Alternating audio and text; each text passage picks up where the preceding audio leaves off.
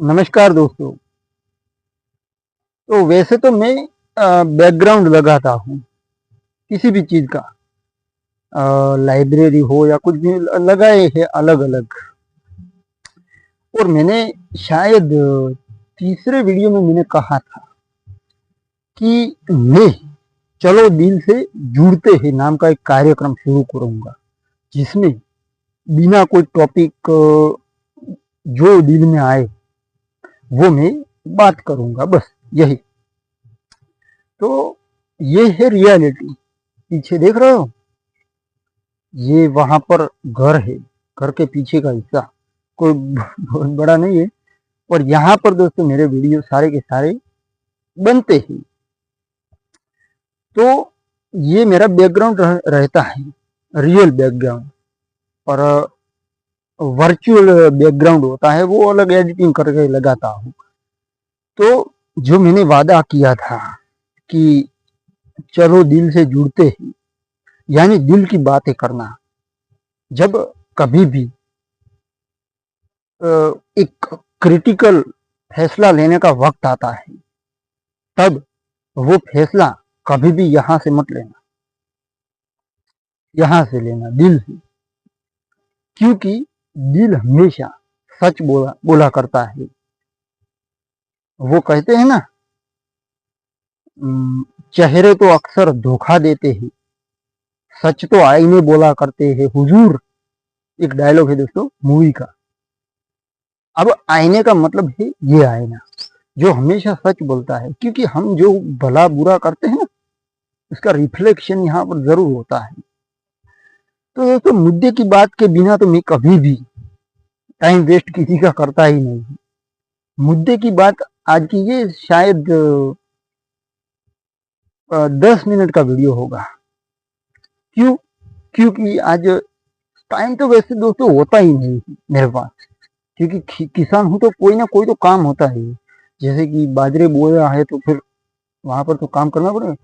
पहले तो फुब्बारों से पाया नहीं यार, पानी पिलाया उसको, इरिगेशन किया। मुझे उतनी हिंदी नहीं आती है, इंग्लिश तो आती नहीं है, और गुजराती आती है। लेकिन हमारे यहाँ भारत में इंग्लिश नाम की एक भाषा उदय हो रहा है उसका। वो कौन सी भाषा है वो मैं बता दूं। हम जो भाषा यूज करते हैं इंडियन, उसमें 25% तो नहीं लेकिन 20% इंग्लिश शब्द होते हैं। कोई भी गुजराती या कोई भी भाषा लो आप जैसे कि आप मोबाइल बोलते हो, वो भी इंग्लिश वर्ड है। दूसरी चीज, कई प्रकार के ऐसे दोस्तों शब्द तो है जो हम ज्यादातर यूज करते हैं। जैसे कि ग्रेजुएशन में हम कोई न कोई शब्द यूज करते हैं, तो वो उसमें 25% इंग्लिश होता है, 25% मातृभाषा होती है और 50% दूसरी लोकल लैंग्वेज होती है। तो इस तरह भाषा के मामले में ये बात है। लेकिन आज हम बात करेंगे, एक नजर डालेंगे इंफ्रास्ट्रक्चर पर। मुझे कई दिनों से कोशिश तो कर रहा था मैं इस पर बात करने के लिए कि इंफ्रास्ट्रक्चर पर बात की जाए, क्योंकि ये जरूरी है। अब इंफ्रास्ट्रक्चर जो किसी भी प्रकार का हो सकता है, जैसे कि डिजिटल इंफ्रास्ट्रक्चर जो कि हम मोबाइल में होता है, वो हमारे पास एक यूट्यूब इंफ्रास्ट्रक्चर है, यानी बुनियादी ढांचा जिससे लोग जुड़ते हैं और इकोनॉमी पूरी की पूरी रोटेट होती है, ये होता है इंफ्रास्ट्रक्चर। जिसमें ये एक प्रकार की क्रिएटर इकोनॉमी कहते हैं इसे, जो यूट्यूब में पूरी की पूरी पूरा वर्ल्ड दोस्तों जुड़ा हुआ है ना यूट्यूब पर। तो फेसबुक है, ये सब कुछ इन्वेंशन तो हुए अमेरिका में, लेकिन पूरी दुनिया उनके लिए एक कस्टमर की तरह यूज हम करते हैं सबके सब। उन्होंने एक प्रकार का इकोसिस्टम बनाया जिसमें कंज्यूमर भी आप हो और व्यापारी भी आप हो, बिजनेसमैन भी आप हो। जैसे कि मैं यूट्यूब पर वीडियो अपलोड करता हूँ, तो मैं वीडियो अपलोड भी कर सकता हूँ, यानी मैं मेरी प्रोडक्ट भी बेच सकता हूँ, ऐसा नहीं कि वीडियो अपलोड कर सकते हो, दूसरे प्रोडक्ट की लिंक या प्रोडक्ट के लिए एक सेक्शन आता है, वो अभी एनेबल नहीं होता, लेकिन वो आता है। तो उसकी या और कोई भी प्रोडक्ट होती है तो उसकी भी ऐड चलती है जब वीडियो शुरू होता है या बीच में। तो इस तरह से एडवर्टाइजमेंट का बिजनेस भी यहाँ पर है। दूसरी चीज, मैं अगर मेरे पास मानो कि 10 लाख लोग जुड़े हुए हैं मुझसे, अभी तो कुछ नहीं जुड़े हुए हैं, शायद 100 से ऊपर है, और मैं उसकी चिंता नहीं करता हूँ, बस पैशन है कि मुझे ये करना है, करता हूँ। तो इस तरह मानो कि मेरे पास 10 लाख लोग जुड़े हुए हैं, आपको भी पता होगा। तो 10 लाख लोग जुड़े हुए हैं, वो भी सिर्फ हमारे यहाँ से बनासकांठा। तो बनासकांठा में कोई कंपनी काम कर रही है सिर्फ बनासकांठा के लिए, जैसे कि कोई टी हो गई, चाय चाय हो गई, या कोई सीडिंग कंपनी, जो वो पायोनियर आती है ना, सीड्स बेचती है, मॉडिफाइड किए हुए सीड्स, तो वो बनासकांठा में काम करती है। तो अपनी प्रमोशन करवाने के लिए किसी मेरे जैसे व्यक्ति को कांटेक्ट करेगी कि आप मेरी प्रोडक्ट का प्रमोशन करो। ये होती है क्रिएटिव इकोनॉमी। अब हम आते हैं इंफ्रास्ट्रक्चर पर। इंफ्रास्ट्रक्चर का हिंदी में मतलब होता है बुनियादी ढांचा। अब जिस देश का इंफ्रास्ट्रक्चर एडवांस होगा, आवाज तो आ रही है ना, तो जिस देश का इंफ्रास्ट्रक्चर यानी बुनियादी ढांचा, जिसमें रास्ते, पोर्ट्स, जो चाहे एयरपोर्ट हो या हमारा मुंद्रा पोर्ट हो, उसको क्या पोर्ट ही बोलते हैं, जहाज, वो जहाज आते हैं ना माल ढोने वाले, वो विदेश से यहाँ माल आता है और हमारा माल वहां जाता है। इस प्रकार से इंफ्रास्ट्रक्चर इसे कहते हैं। सुविधाएं, सगवड़, उसमें कई प्रकार की सुविधाएं आती है, जैसे कि डिजिटल इंडिया मिशन। उसके लिए गवर्नमेंट ने शायद 2015 में से उन्होंने शुरू किया था। तो आप सोचो कि उन्होंने इंफ्रास्ट्रक्चर दिया, जिसमें उन्होंने सबसे पहले तो जब नोटबंदी हुई, शायद सितंबर में या 2016 में हुई थी, मुझे पता नहीं क्योंकि मैं पढ़ता था उस वक्त, उतना ध्यान नहीं देता था इस चीजों में। तो नोटबंदी हुई, उसके कारण सरकार ने बैंक अकाउंट खुलवाए सबके। इसके कारण क्या हुआ कि एक रेकड़ी वाला जो वो पानी पूरी बेचता है, वो भी आजकल डिजिटल पेमेंट करते हैं। इसे और हमारा यूपीआई, भीम यूपीआई करके जो ऑनलाइन पेमेंट मेथड के लिए कुछ किया है उन्होंने, तो उसका यूज करते हैं। तो हमारे देश में एक प्रकार की सरकार को इनकम मिलती है इन सारे इस प्रकार के डिजिटल रिसोर्सेज से। दूसरी चीज, रास्ते, अगर रास्ते अच्छे होंगे, आवाजाहन अच्छा होगा, तो अगल बगल की जमीन पर कस्टमर की रिक्वायरमेंट के अनुसार कोई रास्ता जाता है किसी गांव से, ये तो सामान्य नॉर्मल लॉजिक से है, आपको भी पता होगा कि कोई रोड जाता है किसी गांव में से, तो वहां पर कोई टायर पंक्चर की दुकान खोलेगा, कोई किसी भी प्रकार की अगल बगल में नहीं मिलती है उसकी दुकान खोलेगा, कोई फ्यूल स्टेशन खुलेगा। इस प्रकार से इकोनॉमिक एक्टिविटी बढ़ेगी उस विस्तार में जहां पर रोड की कनेक्टिविटी है और आवाजाहन ज्यादा है, परिवहन ज्यादा है, कोई दुकानें, वो शहर बन जाएगा पूरा का पूरा। हमारे यहाँ एक बगल में ही गांव है, यहाँ से 3 किलोमीटर दूर, वहां पर जब मैं शायद 2007 में, कुछ नहीं था वहां पर, 1-2 दर्जी की दुकान थी, एक ऐसे ही वो गल्ला आता है ना पान मसाले का, वो था, एक सामान्य होटल थी जहां पर भजिए बनाया करते थे वो लोग। लेकिन आज की तारीख में वहां पर कनेक्टिविटी और इंफ्रास्ट्रक्चर होने के कारण वहां पर हाईवे जा रहा है, सीधा राजस्थान जाता है। तो वो एक छोटा सा दोस्तों गांव था, आज पूरा का पूरा एक कस्बा बन चुका है। वहां पर कारखाने लग चुके हैं डायमंड के, डायमंड रशिंग के। यहाँ हमारे यहाँ तो पालनपुर एक प्रकार की डायमंड सिटी बोला जाता है उसे। तो इस प्रकार के इसे रोजगार मिलने लगा।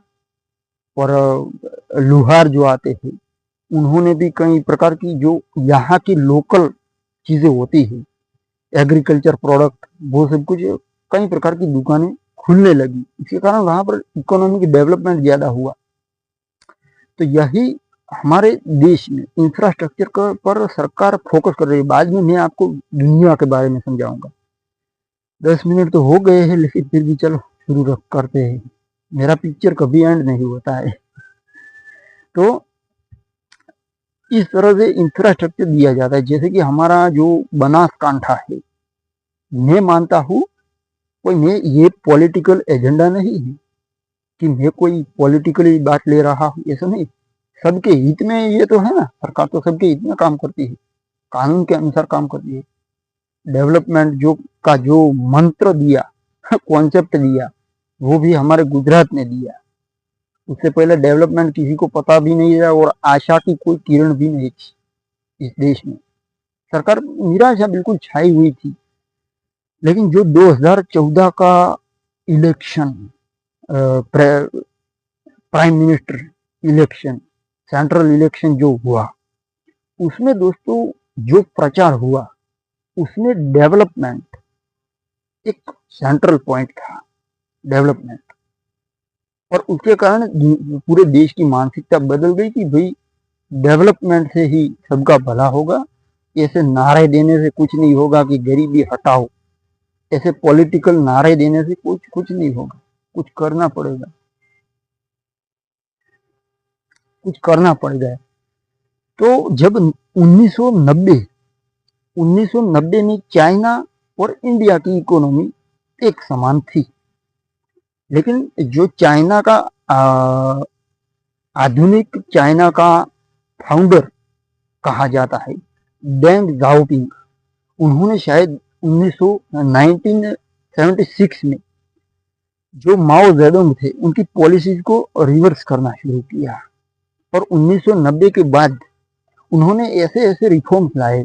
वहां पर भी हमारी तरह आबादी बहुत थी और कोई एजुकेशनल फोर्स तो थी नहीं। आबादी तो थी, लेकिन एजुकेटेड टैलेंटेड वर्क फोर्स तो थी नहीं। उन्होंने इनिशिएटिव लिया कि हर एक इंसान को रोजगार मिलना चाहिए।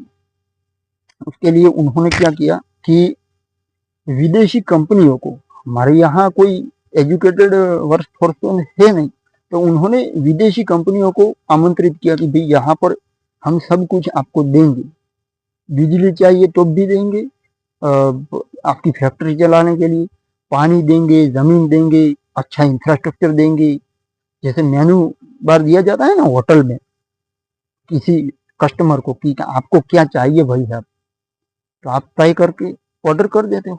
इसी तरह कोई भी एफडीआई यानी फॉरेन डायरेक्ट इन्वेस्टमेंट देश में लाने के लिए सरकार को भी कंपनी को मेनू बार देना पड़ता है कि इस प्रकार के हम आपको बेनिफिट्स देंगे, आप अपनी फैक्ट्री या कंपनी हमारे देश में लाइए। उससे होता ये है कि एफडीआई आने से, विदेशी कंपनियां देश में आने से रोजगार पैदा होते हैं। और एक मेन रोजगार तो पैदा होता ही है।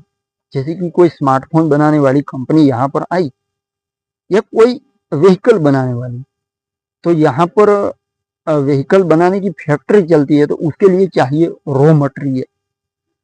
रॉ मटेरियल में जैसे कि टायर बनाने के लिए रबर चाहिए, तो वो भी यहाँ से किसान जो रबर निकलता है वो आएगा। दूसरी चीज ऑयल, मशीन मैकेनिज्म चलाने के लिए, इंजन चलाने के लिए, तो उसके लिए हमारे देश में दिवेला की खेती होती है, कास्टर सीड की। उसमें से जो ऑयल निकलता है उसमें से ऑयल बनता है। इसी तरह से जो हमारी यहाँ लोकल प्रोडक्ट है जैसे कि दिवेला, उसकी कोई कीमत नहीं थी, लेकिन विदेशी कंपनी आई यहाँ पर रोजगार दिया और उन्होंने गाड़ियां बनानी शुरू की, तो हमारे यहाँ दिवेला की कीमत बिकने लगा। इस तरह से फायदा होता है सबको। मैं कह रहा था हमारे बनासकांठा की और कच्छ की बात। तो दोस्तों ये एरिया और राजस्थान का पूरा यहाँ पाकिस्तान की तरफ का पूरा बेल्ट एक डेजर्ट एरिया है। और यहाँ पर पानी थोड़ी दिल को कठिनाई देने वाली चीज है। पानी का मतलब क्या है वो हम लोग जानते हैं। ये बेल्ट पूरा का पूरा राजस्थान का थार से लेकर पंजाब से लेकर यहाँ तक गुजरात के कच्छ तक ये पूरा का पूरा डेजर्ट एरिया है। शायद किसी महानुभाव के पास ये बात पहुंचे, कोई दिक्कत नहीं, यूट्यूब में। तो यहाँ पर अगर एग्रीकल्चर के लिए वाटर का मैनेजमेंट किया जाए, वाटर का सगवड़ दी जाए, जमीन तो बहुत है दोस्तों, किसानों के पास जमीन है, लेकिन पानी नहीं है, क्या करेंगे? उस पर इंफ्रास्ट्रक्चर पर काम करने की जरूरत। जैसे कि वो कैनाल बनाई थी ना, सुजलाम सुफलाम, या कौन सी कैनाल बनाई थी, राजस्थान में बनाई थी, इंदिरा गांधी कैनाल शायद इसका नाम, क्या कांग्रेस के जमाने में बनी दोस्तों, बहुत बड़ी जायंट कैनाल बनाई गई, वो भी पूरे के पूरे डिजर्ट जो रेगिस्तान इलाका है उसके बीचों बीच। इसके कारण अगल बगल की जो जमीन थी वहां पर खेती होने लगी और एग्रीकल्चर प्रोडक्शन होने लगा। कई प्रकार के जो अनाज के लिए तो प्रोडक्शन होता ही है, लेकिन कमर्शियल क्रॉप भी आते हैं ना, सब्जियां वो तो होता है, बाकी कमर्शियल क्रॉप्स जैसे कि कॉटन जिसमें ये कपड़ा बनता है, दिवेला जिसमें से ऑयल बनते हैं, जो रॉकेट आता है ना उसमें भी यूज होता है ऑयल, जो दिवेला कास्टर ऑयल होता है वो। इस तरह कई प्रकार की वो क्या कहते हैं सौंदर्य प्रसाधन, ब्यूटी पार्लर या कुछ भी कहते हैं उसको, वो क्रीम बीम नहीं लगाते दाढ़ी बनाने के लिए, मैं तो नहीं लगा, साबुन बनते हैं, वो सब कुछ दोस्तों कमर्शियल क्रॉप जो होते हैं उसमें से बनता है। तो हमारे यहाँ पानी का एक, हमारे यहाँ भी हुआ है, ये डैम है, बांध बनाए गए हैं, लेकिन पानी नहीं है, बारिश नहीं होती क्योंकि पेड़ पौधे नहीं है। और यहाँ आजकल तो किसानों ने जो कमाए थे, जो भूगर्भ जमीनी जल होता है उसका यूज जो करना था, उसकी लिमिट थी, जो था कुदरत ने दिया था वो खत्म हो चुका है। पेट्रोल डीजल की तरह, जैसे वो खाड़ी के देश जहाँ पर पेट्रोल डीजल का उत्पादन होता है वो खत्म हो जाएगा तो उनकी इकोनॉमी का क्या होगा। लेकिन दुबई जिसका ऑयल बेस्ड रेवेन्यू जनरेट होता था उसको ट्रांसफॉर्म कर दिया, फाइनेंशियल, दुबई फाइनेंशियल हब है, दूसरा टूरिज्म हब है। इस प्रकार से सर्विस बेस्ड इकोनॉमी बना दी उन्होंने। उनको पता था कि भाई हमारे पास यहाँ रेगिस्तान में कोई खेती तो हो नहीं सकती, तो कोई नहीं, दिक्कत नहीं है, हम बिल्डिंगें उगा देते हैं। आज बुर्ज खलीफा दुनिया की सबसे बड़ी इमारत, ऊंची इमारत, कहीं वर्ल्ड रिकॉर्ड है उस बुर्ज खलीफा के नाम पर। तो इस तरह से उन्होंने ये इनिशिएटिव लिया, तो उनकी आज बहुत अमीर लोग हैं वो मियाँ साहब, सारे के सारे मियाँ साहब। लेकिन हमारे यहाँ इंफ्रास्ट्रक्चर पर काम मैं नहीं कहता कि नहीं हो रहा, बहुत कुछ हुआ है। मैंने भी अपनी आंखों से एक बार मोदी जी को एक स्टेटमेंट कहते हुए मैंने सुना था मोबाइल में कि गुजरात में आप 25 किलोमीटर के रेडियस में, राउंड में किसी भी दिशा में जाते हो तो कहीं ना कहीं आपको कोई ना कोई विकास काम होता हुआ दिख जाएगा, और हो रहा है दोस्तों। आज जो भारतमाला प्रोजेक्ट, उसके कारण पूरा का पूरा देश एक एक्सप्रेस वे से जुड़ जाएगा, बुलेट ट्रेन, जिसके कारण कनेक्टिविटी बिल्कुल फास्ट हो जाएगी, जो हमारे गुजरात में लगाई गई है। दूसरी चीज, हमारे यहाँ स्मार्ट सिटी मिशन के तहत शायद 50 से भी ज्यादा स्मार्ट सिटी आकार लेने वाली है, जिसमें हमारा धोलेरा गुजरात का दुनिया के शंघाई जो चाइना का है उससे भी बड़ा दोस्तों, उससे शायद 6 गुना बड़ा स्मार्ट सिटी बनेगा, वो भी ग्रीनफील्ड स्मार्ट सिटी, नए सिरे से एडवांस फैसिलिटी के साथ, रोड, जो सीवेज लाइन, सब कुछ नए सिरे से बन रहा है, क्योंकि वो बंजर जमीन थी और वहां पर जो किसानों के पास जमीन थी उसका कोई वैल्यू नहीं था। जंगल में किस चीज का वैल्यू होगा? आप कोई घड़ी बेचना चाहेंगे जंगल में जाकर, कौन खरीदेगा? आप रेगिस्तान में अगर पानी बेचने जाते हो तो कोई 50 रुपये देकर भी खरीद लेता है, कोई अनाज बेचने जाते हो रेगिस्तान में तो भी खरीद लेता है।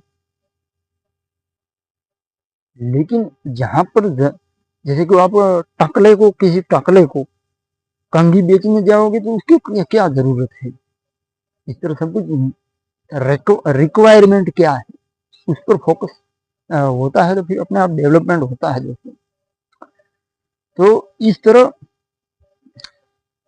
जो डेजर्ट एरिया है वहां पर इंफ्रास्ट्रक्चर के लिए पानी दिया जाए तो जो अगल बगल की जमीन है उसका कोई वैल्यू नहीं होता है। लेकिन जब पानी मिलता है तो फिर कृषि खेती होने लगती है। धोलेरा में जहाँ पर किसानों की जमीन थी उनकी उसका कोई मूल्य नहीं था दोस्तों। पर बीघा, पर एकड़ शायद 5 लाख रुपया, लेकिन आज वहां पर एकड़ का किसान जितना बोलता है ना कि 100 करोड़ या 200 करोड़ या जितना चाहे उतना मिलता है, क्योंकि जो रियल एस्टेट बिजनेसमैन थे बड़े बड़े वो अपनी बिल्डिंग बनाने के लिए जमीन वहां पर खरीद रहे थे। सरकार ने इनिशिएटिव लिया है कि भाई यहाँ पर हाई क्लास दुनिया की वर्ल्ड क्लास कनेक्टिविटी होगी धोलेरा में और दुनिया की सबसे एडवांस स्मार्ट सिटी बनेगी। जिसके कारण आप सोचो न्यूयॉर्क में एक स्क्वायर फीट की भी कीमत बहुत होती है, बहुत महंगा शहर है। दुबई हो, जापान का टोक्यो हो, मॉस्को हो, यूरोप का कोई भी देश हो, वहां पर जमीन जायदाद किसी भी चीज की कीमत है ना। इसी तरह हमारे यहाँ भी धोलेरा स्मार्ट सिटी जो जहाँ पर जमीन की कोई वैल्यू नहीं थी, सरकार ने जो इनिशिएटिव लिया उसके कारण ऐसा नहीं कि किसान को मजबूरन बेचनी पड़ेगी। वो तो बिजनेसमैन के पैसे पर निर्भर करता है कि बिजनेसमैन पैसे कितने ऑफर करता है। अगर किसान को अच्छा लगेगा तो 10 बीघा जमीन होगी तो 1 बीघा बेच देगा। लेकिन मैं नहीं मानता हूँ कि जमीन बेचनी चाहिए। हाँ ऐसा जरूर, ऐसा कॉन्स्टिट्यूशन नहीं है कि नहीं बेचनी चाहिए, अपने हिसाब से काम लेना चाहिए। लेकिन मैं नहीं मानता कि जमीन बेचनी चाहिए इतनी बड़ी आबादी वाले देश में। तो ये दोस्तों इंफ्रास्ट्रक्चर की मैंने बात की, जिसमें मैंने कहा था कि दिल से जुड़ते हैं वो कार्यक्रम शुरू करूंगा और किया भी। और ये मेरी रियल वर्ल्ड है दोस्तों। पीछे जो है वो घर है, वो 1 मिनट, वो आपको दिख रहा है वो पानी की टंकी है, शायद 2002-3 में बनी होगी। ये भी गुजरात में जब मोदी गवर्नमेंट थी तब पानी के लिए बनी। बाकी गांव में सिर्फ एक ही कुआं हुआ करता था, वो भी एक हमारे गांव में पुराना, बहुत पुराना कुआं है, वेल है। तो वहां से पानी पीने के लिए इंतजाम किया गया था। उससे पहले, कुओं से पहले यहाँ पर तालाबों से पानी पिया जाता था। लेकिन ये टंकी हर गांव में शायद होती है, हमारे गुजरात में, आपको राजस्थान में भी होती है पानी के लिए। तो ये टंकी में से वैसे तो आता तो पानी है, नीचे टंकी है उसकी, लेकिन मोटर से ऊपर क्या कहते हैं ऊंचाई पर चढ़ाया जाता है। और फिर उस पानी की जब भर जाता है तो उनको पता चल जाता है, फिर वो बंद कर देते हैं। और सुबह के समय वो पानी वहां गांव में हर घर के सामने नल होता है तो वहां पर भेजने, सबको पता है भेजने के लिए वहां से छोड़ते हैं। तो वो प्रेशराइज के कारण, प्रेशर ऊपर से पड़ने के कारण, प्रेशर से किसी भी ऊंचा नीचा एरिया होता है तो पहुंच जाता है पानी आराम से। कई बार होता है कि हमारे यहाँ तो यार पानी ही नहीं आता है, हो सकता है वहां पर ऊंचाई वाला विस्तार होता है तो वहां पर पानी। तो ये एक प्रकार का विदाउट एनर्जी पानी पहुंचाने का जरिया है, टेक्नोलॉजी एक प्रकार की। पहले नहीं हुआ करती थी कि पानी भैया पहुंचाने के लिए तो मोटर लगती है ना। तो इस तरह से पानी का इंतजाम होता है। ये हर गांव में एक कैपेसिटी के मुताबिक, गांव का कितना विस्तार है, कितनी आबादी है, उसके हिसाब से गवर्नमेंट ने बनाई गई। कितनी आबादी है उसके हिसाब से इसका कैपेसिटी होती है। किसी कोई बड़ा गांव है, बड़ा आबादी वाला गांव है तो वहां पर बड़ी टंकी होती है। तो ये था दोस्तों इंफ्रास्ट्रक्चर जिसके बारे में मैंने बात की आपको, कि इंफ्रास्ट्रक्चर जो चाइना ने किया 1990 में हमारे जितनी इकोनॉमी थी उनकी, आज हमारी 3 ट्रिलियन है, जबकि चाइना की शायद 17 ट्रिलियन से भी ज्यादा है, जबकि अमेरिका 25 ट्रिलियन से ज्यादा है। दुनिया के सबसे सुपर पावर, इकोनॉमी हो, मिलिट्री हो या कुछ भी टेक्नोलॉजी हो, अमेरिका सबसे आगे है, क्योंकि वहां पर वातावरण हर एक आदमी को, द लैंड ऑफ अपॉर्चुनिटी, अवसरवादी देश है दोस्तों। यहाँ पर कोई अवसर ही नहीं, कोई कुछ करता है बस मेरा पिताजी करता था वो मैं भी करूंगा, मेरे पिताजी गल्ला चलाते थे मैं भी गल्ला चलाऊंगा, ये हमारी मानसिकता थी, लेकिन अब बदल रही है। तो इस तरह से अमेरिका 25 ट्रिलियन से ज्यादा है, चाइना 15-17 ट्रिलियन दोस्तों। आप सोचो वहां पर भी आबादी तो ज्यादा है, लेकिन फिर भी वो मैन्युफैक्चरिंग हब बन गया, जिसके कारण पूरी दुनिया की कंपनियां, आप कहते हैं ये भी चाइना का ही है, ये कैमरा है वो भी चाइना का ही है, सब कुछ चाइना से आ रहा है। हमारे इंडिया में क्या बन रहा है? अब मोदी जी ने लाया है स्किल इंडिया, दूसरा वो भी स्किल, मतलब स्किल अलग होती है, वो बात नहीं सुन, स्किल मतलब वो अलग होता है। दूसरा चीज मेक इन इंडिया प्रोजेक्ट, जिसके तहत एफडीआई लाने की कोशिश की जा रही है, वो ये देश के हित में है दोस्तों। एफडीआई आएगा तो स्किल इंडिया यानी स्किल लेबर, जो हमारे यहाँ स्किल डेवलपमेंट के लिए आईटीआई करनी पड़ती है ना, वो स्किल डेवलपमेंट करने के लिए कोई लेबर, लेबर यानी वर्कर जो फैक्ट्री में काम कर सके, उसके लिए ट्रेनिंग दी जाती है, वो तैयार कर रहे हैं सरकार युवाओं को, लेबर को। कई प्रकार के कोर्सेज आते हैं वहां पर, कोपा यानी कंप्यूटर में आता है, फिर इलेक्ट्रीशियन आता है, कोई कई प्रकार के आते हैं, शायद सब आप सर्च कर सकते हो गूगल पर कि किस प्रकार के कोर्सेज आते हैं। वो सीख कर उसके पास अगर सर्टिफिकेट है तो उसको जॉब मिलेगी किसी भी एफडीआई यानी फॉरेन डायरेक्ट इन्वेस्टमेंट यहाँ पर आएगा, कोई आईफोन बनाने के लिए कंपनी आएगी तो क्वालिटी लेबर फोर्स चाहिए ना, तो उसके लिए यहाँ से इंतजाम हो जाएगा, लेबर सस्ती मिलेगी जो चाइना में मिलती थी। आप कहते हैं कि चाइना की प्रोडक्ट सस्ती होती है, चलती है तो चांद तक वरना शाम तक, डायलॉग था ना, क्योंकि उसके क्वालिटी नहीं होती है चाइना में, क्योंकि चाइना की लेबर सस्ती है, जिसके कारण उनकी हर प्रोडक्ट, आप सोचो माइक्रोमैक्स, नोकिया, मोबाइल तो पूरे के पूरे चाइना के यहाँ पर छाए हुए हैं। आईफोन तो कोई खरीद नहीं सकता बेचारा हमारे जैसा, आईफोन क्योंकि बहुत महंगा आता है, लाख रुपये, वो तो पूरी की पूरी साल की कमाई भी इतनी शायद होती होगी कई लोगों। तो इस तरह से दोस्तों इंफ्रास्ट्रक्चर देने से, और दूसरी चीज एक क्या नाम था, हिटलर नहीं, हिटलर और नेपोलियन दोनों मेरे लिए एक हो जाते हैं। तो दोस्तों जो नेपोलियन था उसने कहा था कि अवसर नहीं होता है ना, आपके अंदर कितनी भी बड़ी काबिलियत होती है ना, किसी काम की नहीं होती, आपके घर में कितना भी धन बड़ा भरा हुआ है, किसी काम का नहीं है अगर देश को काम ना आए। अगर आप पैसे इकट्ठे करते हो, नोटे, नोट्स, तो वो किसी काम की नहीं है। अगर आप किसी चीज में इन्वेस्ट करोगे तो 2-3 लोगों को रोजगार भी मिलेगा। इस तरह वो जरूरत पड़ने पर यूज की जाती है, वो चीज काम की होती है, वो मूल्यवान होती है, बाकी किसी काम का नहीं है। तो चाइना ने इस तरह के रिफॉर्म्स लाए और मैन्युफैक्चरिंग हब बन गया और पूरी दुनिया में अपनी प्रोडक्ट की मोनोपोली क्रिएट कर दी। और दूसरी सबसे बड़ी मार्केट चाइना के लिए भारत थी। भारत में सबसे ज्यादा सस्ती प्रोडक्ट खरीदने वाला आदमी, नागरिक भारत का था।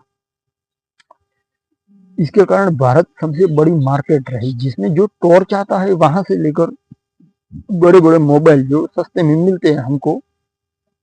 पहले तो वो बहुत बड़े मोटरोला का फोन आते हैं ना, उतने बड़े बड़े दोस्तों जो आदिवासी होते हैं ना उनके पास हुआ करते थे मोबाइल फोन। वो सिर्फ 200 रुपये में फोन देते हैं, 200 रुपये में फोन। आजकल कीपैड फोन लेने जाते हैं बिल्कुल सिंपल, तब भी 1000-1200 रुपये तो हो जाते हैं। तो उन्होंने 200 में दे दिया ताकि लोग खरीदे, सस्ती चीजें होती। सबको ओडी मर्सिडीज चाहिए, BMW सबको चाहिए, सबको आईफोन चाहिए, लेकिन 1000 रुपये में मिलेंगे तो सबको चाहिए, बाकी किसी को जरूरत नहीं है, क्योंकि सबके पास पैसे नहीं है। इसलिए सस्ती प्रोडक्ट की कीमत थी ना, इसलिए चाइना की इकोनॉमी पूरी की पूरी डेवलप हो गई दोस्तों। और अमेरिकन, जापानी, यूरोपियन कंट्री की कुछ जर्मन कंपनियां, सारी की सारी मैन्युफैक्चरिंग प्लांट चाइना में लगाए। क्यों? क्योंकि वहां पर सस्ती लेबर थी, सस्ती बिजली थी। शायद हमारे यहाँ तो 9 रुपये में पर यूनिट पड़ती है, और चाइना में 3 रुपये में पड़ती है। इसके कारण कंपनी जो विदेशी थी, पूरे दुनिया की कंपनियां, उनको China is the first option, best option हर सुविधा के लिए। जैसे कि कोई प्रकार का सभी चीजों की, क्योंकि वहां पर तो कम्युनिज्म है, इसलिए कोई इलेक्शन विलेक्शन तो होता नहीं है, सरकार जो चाहे वो कर सकती है। अगर सरकार के फेवर में नहीं होता है तो फिर गायब कर दिया जा रहा है। डेवलपमेंट बस। इस तरह से चाइना दोस्तों दुनिया का दूसरा इकोनॉमिक पावर और इकोनॉमिक सुपर पावर बन गया, लेकिन भारत नहीं बन पाया। क्यों? क्योंकि यहाँ पर सरकार की बेदरकारी, हमारी बेदरकारी, जिसके कारण हमने युवाओं को कुछ करने ही नहीं दिया।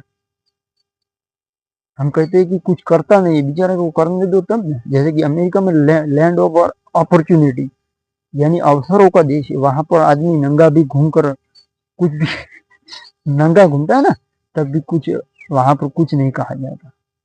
एक लेक मिशिगन करके वहां पर है इलाका, वहां पर हजारों की तादाद में स्त्रियां पुरुष नंगे सोए हुए होते हैं, कुछ उनके सामने कोई देखता भी नहीं है। वहां पर सब कुछ आप कर सकते हो। जैसे कि ये कंप्यूटर टेक्नोलॉजी वहां से आई, वहां पर बिल गेट्स, स्टीव जॉब्स, कई प्रकार के एलन मस्क, गूगल बाबा वाले लैरी पेज और सर्गेई ब्रिन, इन लोगों ने क्या क्या नहीं बनाया। और उनके लिए अब मैं आपको, अगर कोई धंधा आप करते हो तो आप अपना धंधा शुरू करते हो तो कभी भी ये सोचकर मत करना कि मेरा कस्टमर सिर्फ एक छोटा सा इलाका है, मेरा कस्टमर पूरी दुनिया होगी। भविष्य में पूरी दुनिया मेरा कस्टमर होगी। जैसे कि आप देखो गूगल, एप्पल, ये सब कुछ उनके लिए पूरी दुनिया उनकी मार्केट है। हम भिखारियों की तरह उनके पास ही जाते हैं। मोनोपोली है प्रोडक्ट की दोस्तों, गूगल, एप्पल की, सबकी, माइक्रोसॉफ्ट की। तो इस तरह, लेकिन चाइना ने क्या किया कि विदेशी कंपनियों को घुसने ही नहीं दिया। वहां पर यूट्यूब, फेसबुक, व्हाट्सएप कुछ नहीं चलता। वहां पर अपना उन्होंने बनाया है, बाइडू है गूगल की जगह, फेसबुक की जगह कोई और है, अलीबाबा। दूसरी चीज, व्हाट्सएप के लिए वहां पर वी चैट चलता है, गूगल के लिए बाइडू है, उनका है, ताकि उनको पैसा मिले। अपना पैसा दुनिया के दूसरे देश के पास नहीं जाना चाहिए। इसी तरह के उन्होंने इनिशिएटिव लिए। तो ये था दोस्तों आज का वीडियो, जिसमें मैंने थोड़ा मोटिवेट करने की कोशिश की। अगर अच्छा लगा है तो बस कृपा आपकी। बाकी मैं कभी भी सब्सक्राइब, लाइक की बात ही नहीं करता। क्यों? क्योंकि वो तो मेरे कहने से आप करने वाले नहीं हो, मेरे कहने से आप नहीं करने वाले हो। अगर आपको जरूरत महसूस होती है कि नहीं करना चाहिए, तो करोगे, सब्सक्राइब भी करोगे, लाइक भी करोगे। तो बस यही दोस्तों, आपका बहुत बहुत धन्यवाद।